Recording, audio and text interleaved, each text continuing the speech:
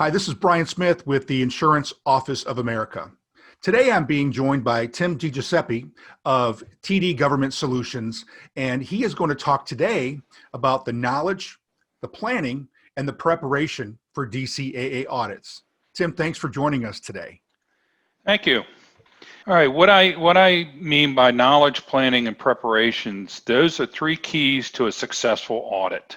Okay. Knowledge and understanding. The first place to go to would be the DCAA's website, which is dcaa.mil, and you can get access to what's called the Defense Contract Audit Agency's Audit Manual, or DCAM. Okay.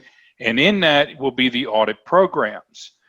You need to understand the various audits that you would be subject to by the government. And the DCAM is a great place to start with. It actually gives you the actual audit programs.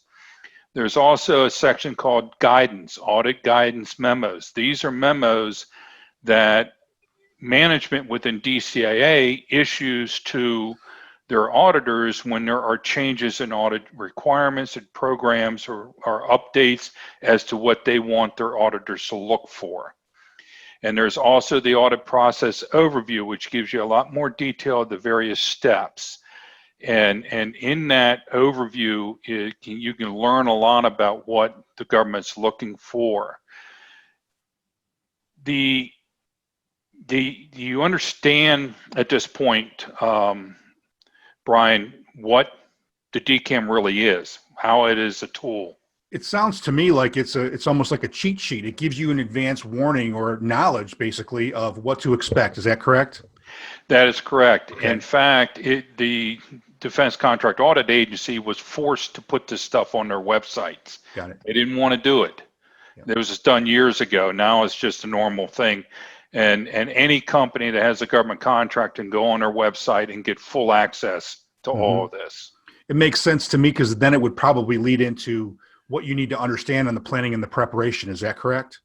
Once you can see the actual audit program and the guidance memos that are attached to those, the process that's described, the audit process that's also described there, if you're getting notified of an audit, say you're getting a audit of your accounting system, you can go to the DCAM, you can pull up that audit program, you can pull up the audit process, and it'll tell you how the audit is supposed to be conducted, what you need to do to prep for that audit, the data that you have to have available, and then also in that planning process, it helps you to know what to expect because you know your systems, you know what's in your systems, you know what the audit's looking at.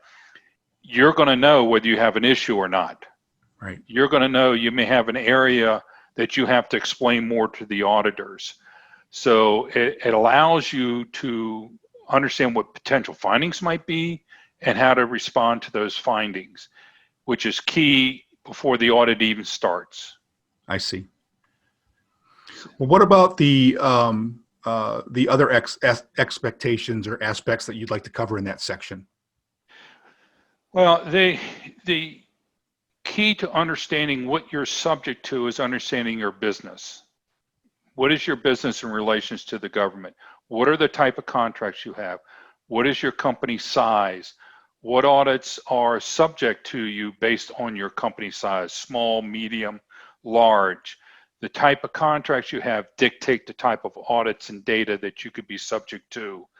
If you're a large company like a Lockheed, a Raytheon, a Honeywell, or any of those big contractors, they're subject to everything, right? Because they're so large. And they fall under the cost accounting standards because they are so large, which brings in a whole host of different things that you can be audited on. So not only understanding the audit process and having knowledge of it, that's key, but also where do you fall within that structure is important. When it comes to putting all this into play and getting all the information, it seems to me that a company should almost do like a tabletop exercise and put an assembly together of the people that are going to be responsible for the various aspects of the audit. Would that make sense? It's very important. The first thing you want to do when you get told you're having an audit is you want to make sure you get what's called an entrance conference.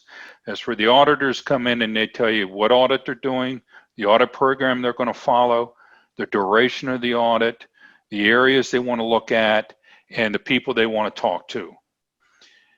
You as a company, you know this audit is coming, you know the type of audit because you looked up the audit program, you know what the process is going to be. You need to identify somebody within your company that's going to be your point of contact or liaison with the auditors. And that individual has to have detailed knowledge of the company, detailed knowledge of the area that the audit's going to be focusing on, an understanding of government regulations, and the type of contracts that you have. He's going to be the focal point. He's also going to be he or she is going to be the individual who's going to put the management team together that is being audited so that they can prep, get the data together, be ready for the auditors when they come in. Because if you got your team put together and everybody knows what's available, you can pretty much give the auditors what they want the day they walk through the door. Yeah. This person also, very, very important, must keep a very detailed log of all data requests from the auditors, preferably in writing, all data turned over, when that data was turned over, time-stamped, everything, because it's not unusual after the audit's over and the report's being written that the auditors misinterpreted the data or they claim they never got the data. And if you don't have a detailed log, you cannot prove that you were given the data, or you cannot go back and say, hey, you misinterpreted and this is why you misinterpreted. So you always want to be in that position, and that detailed log from that liaison or point of contact is very, very important. One of the big things the auditors will do, they want to interview key people. Mm-hmm. The liaison needs to make sure those key people are available. You don't want to look like you're keeping people away from the auditors. Right. You want to be cooperative. You want to be full disclosure. But you also want to know who they want to talk to, and you never let an auditor interview somebody by themselves. That liaison should be in there, or somebody, at least two people, to take notes of the interview. You also don't want to allow the auditors to have a free run of your facility. They should be escorted around because they have a tendency to walk in offices of people who should not be involved in the audit, who have no knowledge of what's going on, and start asking questions. That auditor takes that information and runs off and starts doing another audit because so-and-so said this, which means this happened and I have to audit that. Wow. You want to avoid that. You don't want them wandering around the halls where they overhear parts of conversations and then have a misinterpretation and they run off and do another audit because they heard so-and-so said this, that's a violation of the rules, blah, blah, blah. You can be in a lot, create a lot of problems. So you need to control the auditors and the auditors' access to people. They're going to give you a draft report. Take that opportunity to go through it in detail. Look at the data that was given to them, when it was given to them, and if the findings in the audit report are not correct, formulate a very detailed response to those findings, citing the data, because that'll be key. If you don't include that in your response, it doesn't go in a report. The contracting officer doesn't see that you disagree with the auditors and why you disagree, and you're at a disadvantage. So don't miss the opportunity to include your responses, even if favorable finding, your responses in there is very, very important. So the key here again is have a full understanding and knowledge of the audits you're subject to, plan and prep for them, make sure the key people are in place, and that you have the data available, and you'll have a clean, you may not necessarily have a clean audit, but you'll have a lot better successful audit. Well, Tim, that was great advice and counsel. We appreciate that. And I'm going to have your information at the end of this video, and actually throughout. You probably saw it as we were going through it. Thank you so much, Tim, for joining us today. You're welcome. All right, take care.